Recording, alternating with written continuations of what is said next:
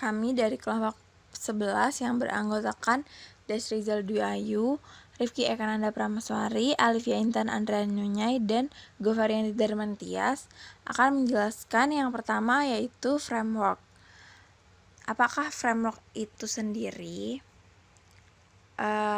Framework atau yang biasa disebut dengan kerangka kerja adalah sebuah software untuk memudahkan para programmer membuat aplikasi atau web yang isinya adalah berbagai fungsi, plugin, dan konsep sehingga membentuk suatu sistem tertentu. Dengan menggunakan framework, sebuah aplikasi akan tersusun dan terstruktur dengan rapi. Lalu di sini yang pertama ada framework Spark MLIB.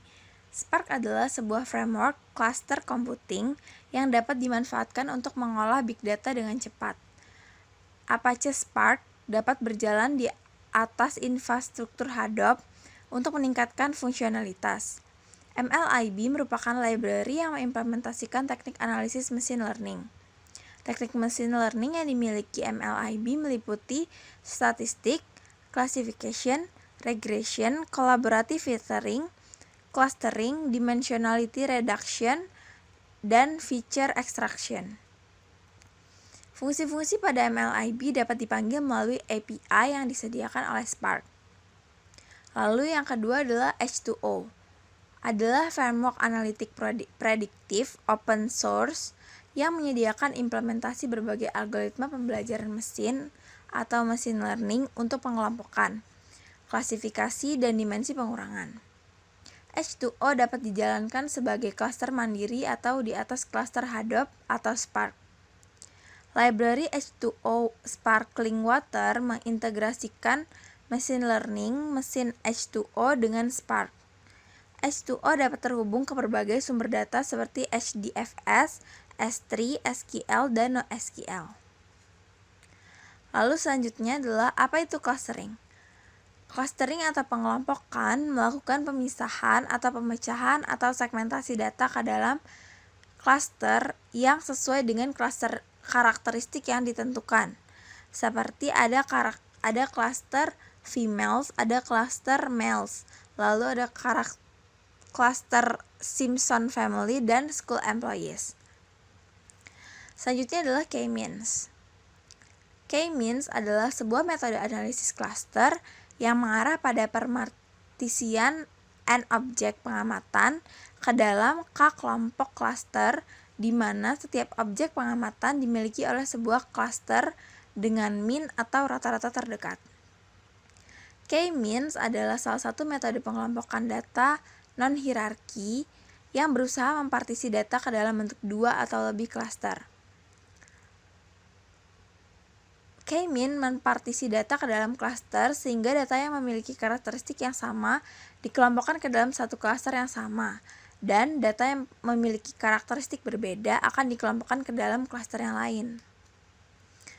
Dalam algoritma K-means yang pertama kali adalah kita menentukan dulu jumlah kelompok, lalu mengalokasikan data ke dalam kelompok secara acak.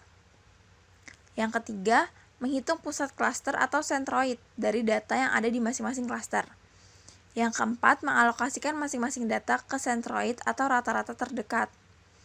Yang kelima, kembali ke langkah ketiga apabila masih ada data-data yang berpindah cluster atau apabila perubahan nilai sentroid yang ada di atas nilai threshold yang ditentukan atau apabila perubahan nilai pada fungsi objektif yang digunakan masih di atas nilai threshold yang ditentukan. Masih di dalam K-means, jika M menyatakan jumlah data dalam sebuah cluster, I menyatakan fitur ke I dalam sebuah cluster, dan P menyatakan dimensi data, maka untuk menghitung sentroid fitur ke I digunakan formula yang dilakukan sebanyak P dimensi sehingga I dimulai dari 1 sampai dengan P. Lalu untuk mengukur jarak data ke pusat cluster, terdapat beberapa cara. Yang pertama dengan Euclidean, yang kedua Manhattan, dan yang ketiga adalah Cosine. Di antara ketiganya yang paling berbeda adalah pada Cosine karena menggunakan rumus cosinus. Selanjutnya adalah classification dan regression. What is classification? Klasifikasi adalah proses mengkategorikan objek ke dalam kategori yang telah ditentukan. Klasifikasi atau algoritma klasifikasi juga dapat disebut dengan pembelajaran mesin terarah atau terawasi.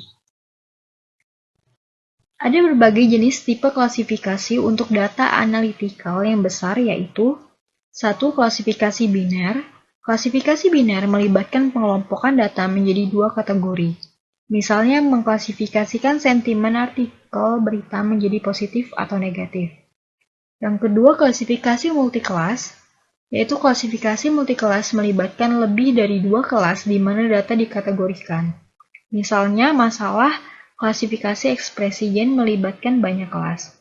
Yang ketiga, klasifikasi dokumen adalah jenis klasifikasi multikelas pendekatan di mana data untuk diklasifikasikan adalah dalam bentuk dokumen teks.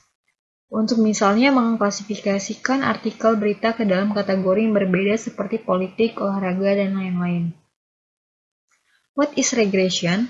Regresi adalah suatu metode analisis statistika yang digunakan untuk melihat pengaruh antara dua atau lebih variabel.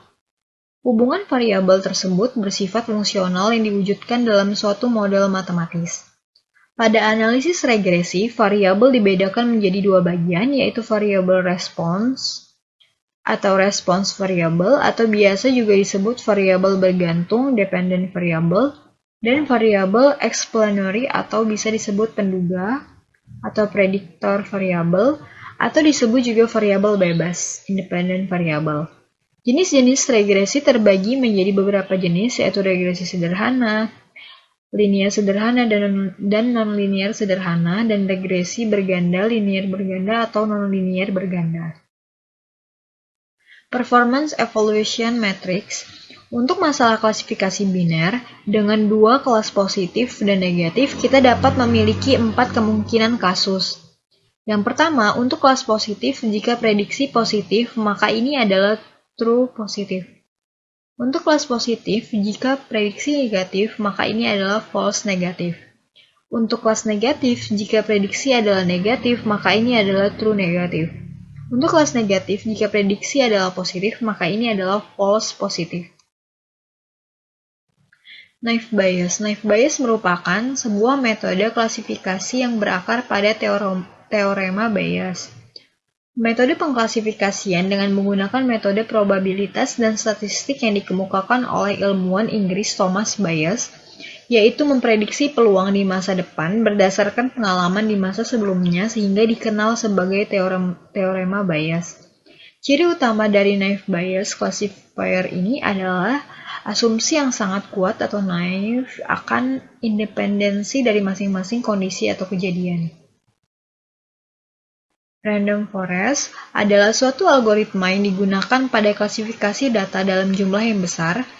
Klasifikasi random forest dilakukan melalui penggabungan pohon dengan melakukan training pada sampel data yang dimiliki.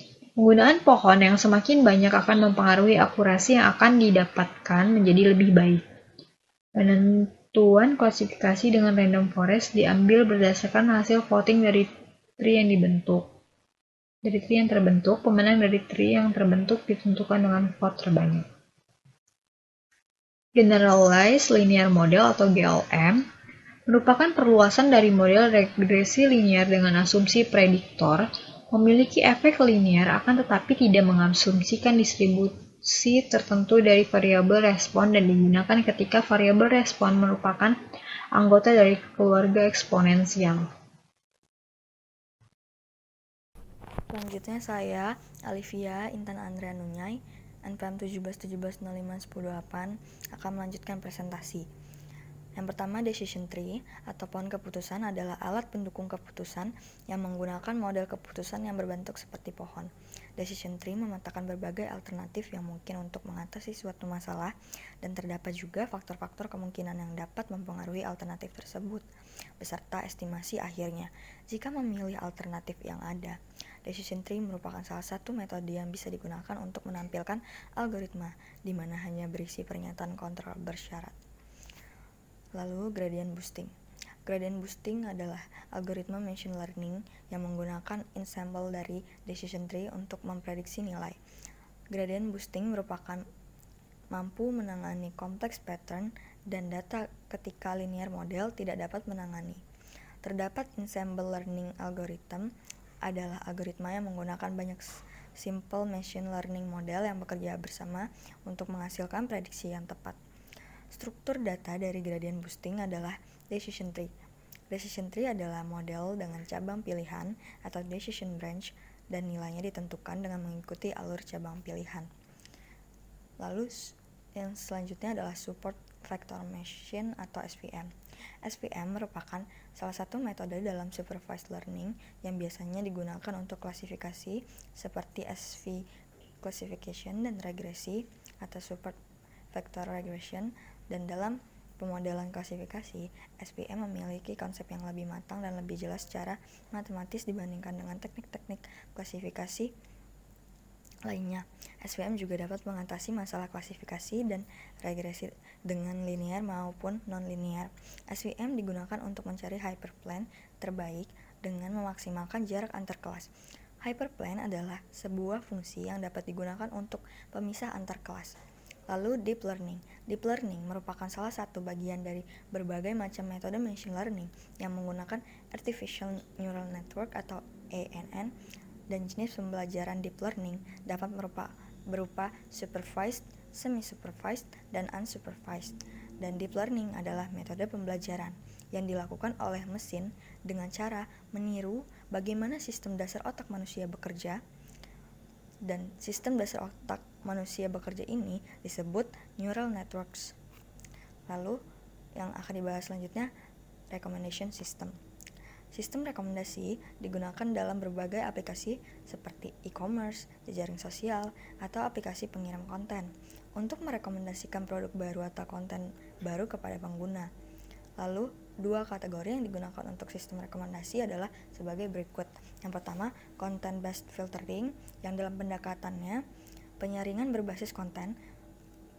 Rekomendasi diberikan kepada pengguna untuk item seperti buku, film, lagu, atau restoran berdasarkan pada fitur atau karakteristik item. Yang kedua, collaborative filtering. Pemilihan kolaboratif memungkinkan merekomendasikan item atau memfilter item dari kumpulan item berdasarkan preferensi pengguna atau preferensi kolektif dan pengguna lain. Misalnya memanfaatkan informasi kolaboratif yang tersedia pada peringkat item pengguna. Penyaringan kolaboratif terdiri dari dua jenis: filter kolaboratif berbasis pengguna dan filter kolaboratif berbasis item. Di sini akan melanjutkan presentasi tentang alternating least squares atau LS, yaitu memfaktorkan matriks peringkat barang pengguna ke dalam vektor fitur pengguna dan vektor fitur barang. Nah, di sini ada singular value decomposition atau SFD. FD adalah metode faktorisasi matriks yang dapat digunakan untuk memfaktorkan matriks dimensi ke dalam matriks dimensi SOV dan dimensi V sebagai berikut, yaitu Sn dikali D sama dengan UN dikali N SD dikali dVT N dikali D. Kalian bisa lihat di PT-nya. Lalu di sini ada studi kasus Song Recommendation System. Jadi studi kasus ini dari Song Recommendation System ini, pada bagian ini membangun Song Recommendation System menggunakan Apache Spark. Saat ini, sebagian besar sistem rekomendasi lagu menggunakan collaborative filtering yang membutuhkan akses ke data profil pengguna seperti lagu yang dimainkan oleh pengguna dan peringkat lagu yang diberikan pengguna. Tanpa ada informasi seperti itu, akan sulit untuk memasukkan lagu kepada pengguna.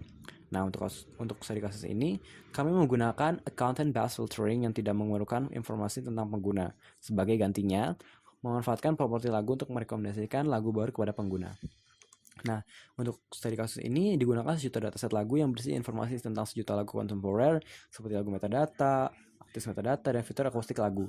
File dataset tersedia dalam format HDFF5. Pada studi kasus ini digunakan subset sebagai dari data. Nah, untuk merekomendasikan lagu yang serupa, lagu tersebut dikelompokkan menjadi 10 kelompok, kemudian dimasukkan dalam satu kelas tertentu, lebih berkolerasi atau satu sama lain. Dan kemudian MailSpark menyediakan implementasi algoritma pengelompokan K-means. Setelah melambangkan lagu, ditambahkan informasi cluster yang sesuai dari setiap lagu dalam file CSV yang juga memiliki metadata lagu. Nah, kemudian pusat cluster disimpan dalam file. Nah, ini adalah input song. Jadi bagaimana caranya? Yaitu pertama memilih sebuah subset dari file dari lagu-lagu tersebut, kemudian di clustering dengan menggunakan comments, kemudian disimpan cluster center tadi untuk setiap lagunya, kemudian menemukan corresponding clustering, lalu dikalkulasikan bagaimana kemiripan di setiap yang sudah di cluster tadi, dan akhirnya dapat menemukan 10 lagu dengan kemiripan. Nah, jadi untuk merekomendasikan lagu, pengguna memberikan ID lagu sebagai inputan, sebuah sistem kemudian mencari file SFP yang berisi informasi cluster untuk menemukan cluster yang sesuai dan menemukan typical file untuk menemukan pusat cluster yang sesuai. Langkah selanjutnya adalah menemukan setiap lagu lagi dalam kelompok yang sesuai terlepas dari lagu input pengguna dan menghitung jarak equidation antara setiap lagu dan lagu input pengguna. Perhatikan bahwa setelah pelompokan ruang, pencarian berkurang secara signifikan dan pencarian ini berpotensi dilakukan secara real time. Lagu-lagu ini cluster kemudian diurutkan sesuai dengan jarak evaluasi dengan lagu input pengguna 10 lagu, terus dipilih dan akan menampilkan kepada pengguna. Terima kasih. Wassalamualaikum warahmatullahi wabarakatuh. Ya, assalamualaikum warahmatullahi wabarakatuh.